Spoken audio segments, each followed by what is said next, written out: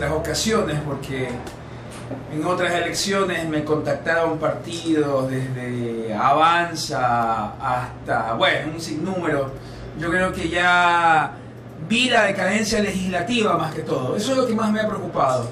Hay una decadencia legislativa, una falta de autonomía, ¿verdad? Cansado de ver cómo el problema legislativo ha obstruido la vida diaria del ciudadano. Creo que si uno ya no tomaba la posta esta vez, que nuevamente le insistieron en ir, es porque obviamente ya tenía parte de la responsabilidad en lo que es este país actualmente.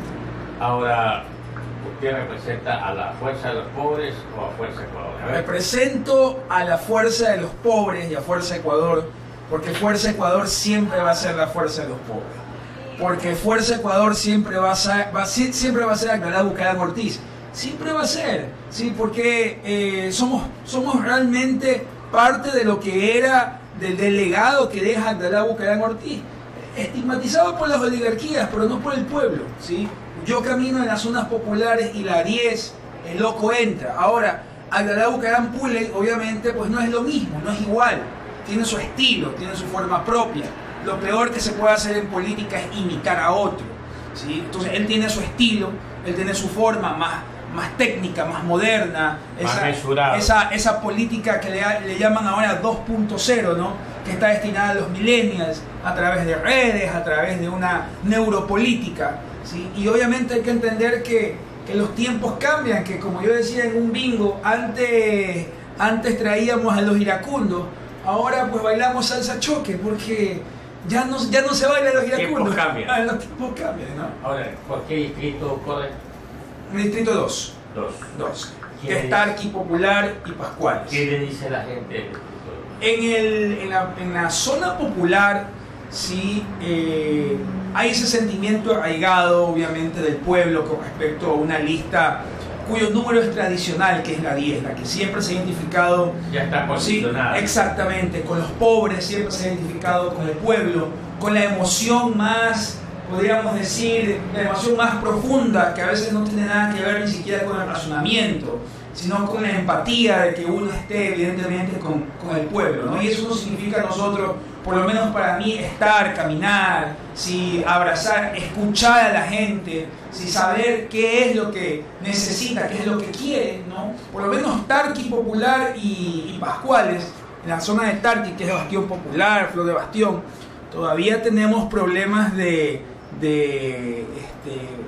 calles que son de tierra, pleno siglo XXI, problemas todavía de agua, problemas de agua servida, problemas que vienen con el invierno. Hace poco se ahogó un niño en el Canal de la Muerte por falta de inundación, por las inundaciones, por una falta de previsión. Todavía hay esos problemas en pleno siglo XXI en una ciudad tan grande como Guayaquil, ¿no? ¿Y qué le ofrece usted a los ciudadanos ecuatorianos, particularmente los de la provincia del Guayas, en el evento que usted llegue a la Asamblea Nacional? Obras, obviamente, ningún asambleísta puede ofrecer, porque no somos concejales ni estamos para seccionales, ¿no? Pero, por ejemplo, una de las cosas más importantes dentro de mis proyectos, que son 10 proyectos de ley, es cambiar el distrito político o tener como base el distrito político para convertirlo en distrito territorial. Yo he hablado de la distritalización de las grandes ciudades, ¿verdad? Siguiendo el parámetro de Hábitat 3 y Naciones Unidas, unas administraciones municipales más pequeñas, ¿sí? Con menor número de personas, son más eficientes. Yo lo veo de lo que he caminado en Tarqui y Pascual. Todavía tenemos un municipio, ¿sí? Un municipio para más de 3 millones. ¿Plantea cuántos municipios? Son, con base a los distritos políticos, ¿verdad? Convertirlos en distritos territoriales. Por lo tanto, tendríamos 4 alcaldes distritales. Ya. Yo le explico a la ciudadanía que esto no es que yo estoy inventando el agua tibia, porque esto ya existe en Perú, existe en Lima, existe en Santiago. En Lima tiene 12 millones de habitantes. Así es, efectivamente. No, pero el problema de Lima, ¿sí? Es muy parecido, y esto lo dijo Hernando de Soto, es muy parecido. La tercera vía. La tercera vía es muy parecido a lo que pasó y a lo que está pasando en Guayaquil. Lima fue una ciudad que comenzó a desarrollarse a partir de las invasiones básicamente de las personas de provincia que venían a la ciudad e invadían, ¿verdad? Entonces llega un momento en que Lima ya no podía con una sola administración municipal. Y es lo que pasa en Guayaquil, ¿no? Guayaquil va a crecer exponencialmente, por lo menos va a cuadriplicar el número de población en los próximos 10 años. Entonces, el modelo no puede subsistir porque va a ser un modelo totalmente ineficiente. Ya hay problemas de congestionamiento, de trámite, de patentes, de permisos de construcción. La ilegalidad obviamente es mucho más difícil abordarla con un solo municipio. Entonces, la idea de digitalizar en base a los distritos políticos, es decir, digitalización territorial tiene que ver con que se llegue más a las necesidades básicamente de lo que no se llega. Solo para Guayaquil. No, sería todas las ciudades en las cuales hay digitalización. Eso sería también extendible a Quito, sería también extendible a provincias como por ejemplo Manaví, Chincha, Manabí, y en todas aquellas las cuales ya, obviamente esto refleja un estudio, ¿sí? Se convirtieron en distritos políticos. En la práctica, uno como legislador, ¿sí? Yo lo he dicho, perdóname la palabra, pero el distrito político en la práctica no sirve para un carajo, porque uno no legisla para el distrito, uno no legisla para la provincia, uno legisla para la nación. Es decir, uno legisla para Ecuador, uno no va a votar por una ley para la provincia, uno va a votar en temas nacionales. Entonces, ¿cuál es la razón por la cual hemos digitalizado? Si no tiene una función propia, si no hay una relación entre lo que yo estoy haciendo de campaña con la responsabilidad mía en la Asamblea Nacional. Entonces, ahí viene que en mi criterio se quedaron cortos. Esto fue una reforma, ¿sí? Podríamos decir parcial. Debieron haber pasado, si habíamos pasado al distrito político, tenían que haber pasado ya al distrito territorial.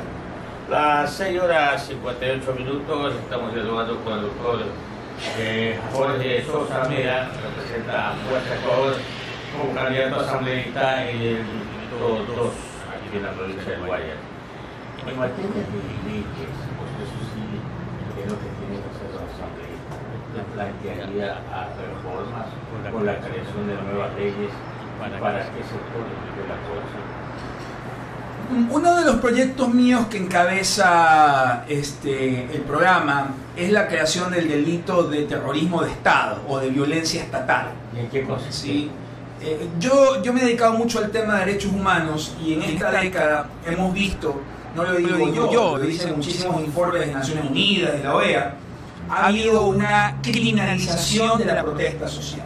¿Qué significa? Disidencia de la opinión política puede ser excesivamente peligrosa en el país porque puede significar encarcelamiento, abuso del poder público para aplastar a un rival, del poder público caso Fernando Villavicencio, caso Fernando Villavicencio, caso 30S, muchísimos estudiantes que hemos visto que han sido detenidos por razones de protesta, que han sido detenidos básicamente por protesta, es decir, básicamente por protestar. Sí, es decir, que hemos criminalizado obviamente la disidencia o la opinión política distinta. El delito de violencia estatal, que ya lo ha definido también la Corte Interamericana, pero no existe en el país, permitiría al ciudadano o al defensor de derechos humanos poder defenderse de cuando hay abusos por parte del Estado en materia básicamente de derechos humanos. No hay, ahorita técnicamente yo no tengo cómo demandar al Estado penalmente, sino que tengo que esperar una vía internacional para poder demandarlo. Después usted ve que todo el mundo va a Corte Interamericana, va a Naciones Unidas, porque técnicamente en el país no tengo yo cómo demandar al Estado, no al fiscal, no al presidente, sino al Estado. O sea, pensando en que el Estado es el que genera a través del aparato estatal violencia. Y eso ya ha sido definido por algunos organismos internacionales. La idea es incorporar este delito que permita también, porque si hay delitos continuos, estos delitos en derechos humanos tienen la característica de ser continuos y ser imprescriptibles, nos permitiría también, porque allá voy también, examinar toda una década de violaciones de derechos humanos que ha ocurrido durante la época de Rafael Correa, que también vaya el delito, ¿no? ¿Lo incorporamos a qué código? Al Código Orgánico Integral Penal. Si dentro de los delitos básicamente de lesa humanidad, ¿sí? Que están obviamente, hay un capítulo especial de delitos de lesa humanidad en donde estaría incorporado el delito de terrorismo de Estado. Fíjense que se incorporó el delito de terrorismo contra el Estado. Es decir, cuando y en base a ese delito se detuvo un pocotón de gente por actos de terrorismo. Incluso un señor que paseó un borrego en una protesta todavía sigue detenido el hombre, dije por transportar material químico, combustible, y que está destinado básicamente al terrorismo, ¿no?, de Estado, ¿no? Y en base a esa figura se han detenido a muchos opositores políticos, ¿no? Pero no tenemos, en cambio, la figura del terrorismo del Estado hacia el ciudadano. Esa es la idea, ¿sí?, que permita también examinar una década de violaciones de derechos humanos que hay en el país, ¿no? Lo que a mí más me causa básicamente jocosidad es que el propio partido de gobierno esté promoviendo el combate contra la droga, ¿sí? Esté promoviendo el combate del consumo, cuando este gobierno fue el que alentó efectivamente, ¿sí?, el microtráfico y el consumo en escuelas y colegios. Y yo le digo una cosa, lo que más risa, le comentaba yo a un colega el día de ayer, ¿sí?, que la tabla no está en la ley, es una resolución administrativa, ¿sí?, expedida mediante decreto ejecutivo, ¿sí?, o mediante resolución ministerial. Pero no está en la ley la tabla. Una resolución es parte de la ley, nada más. Es que si usted fuera, o sea, si el gobierno realmente tuviese intención de hacer algo por el combate de la droga, yo no creo que tenga asesores tan tontos, ¿verdad? Sí, podrían, inmediatamente ya podrían haber resuelto mediante decreto ejecutivo o mediante acuerdo ministerial, podrían haber resuelto ya la suspensión de la tabla. Podrían haber ya resuelto la suspensión, que no lo hace. Si es tan sencillo, con una firma del ministro de Salud o del comité, no hace falta reforma del Código Orgánico Penal. Sí, porque la tabla solamente sirve para efectos básicamente de determinar quién consume y quién no, ¿sí?, para determinar la pena, en el caso obviamente de que nos encontremos frente a una persona encausada. Para eso sirve la tabla. ¿Ya? Entonces, pero si yo suspendo la tabla administrativamente, ¿sí?, no tengo cómo hacerla, la estoy suspendiendo, no le doy viabilidad, trabo efectivamente la ley. O sea, es tan sencilla suspender la tabla. Así que yo diría de que el primer acto que haría Dalo Bucaram es efectivamente hacer lo que no hace este gobierno, es suspenderla mediante decreto ejecutivo y obviamente proponer la reforma posteriormente, porque eso demora un poco más. Pero es un acto administrativo muy sencillo suspender esa tabla de droga, que es la que permite, como permite ciertas cantidades de droga, entonces el policía de la DINAPEN, porque el microtráfico se ha arraigado en escuelas y colegios, entonces el policía de la DINAPEN no puede entrar a revisar al chico, no puede entrar al control del colegio. ¿Por qué? Porque la tabla presume que son sustancias de consumo personal, entonces impide el control policial. Si yo suspendo la tabla, si yo le estoy dando nuevamente poder a la Policía Nacional, a la DINAPEN, a los organismos de control, que vuelvan nuevamente a hacer lo que hacían antes, que es importante y necesario, ¿no? Los controles en donde se ha arraigado la droga, que es escuelas, colegios y zonas aledañas. Doctor, regresa algo más para cerrando este diálogo, porque vamos a seguir conversando más adelante en la campaña todavía está. Sí, muchísimas gracias. Verde, ¿no? Bueno, yo creo que ante todo decirle a la ciudadanía que medite el voto, que piense, que vea el perfil. No es lo mismo ir a aprender a la asamblea que ir a aportar, ¿sí? Pueden haber candidatos con muy buenas intenciones, que efectivamente no tienen pasado de corrupción, etcétera, pero van a aprender básicamente. Y la idea no es buscar legisladores que vayan a ser legisladores en el camino, sino personas que vayan a aportar efectivamente a que la asamblea recobre el tradicional elemento que tiene en su génesis, que es ser un instrumento de contrapeso, ¿sí?, del Ejecutivo y del resto de poderes en la democracia. ¿Cuántos años de experiencia tiene usted?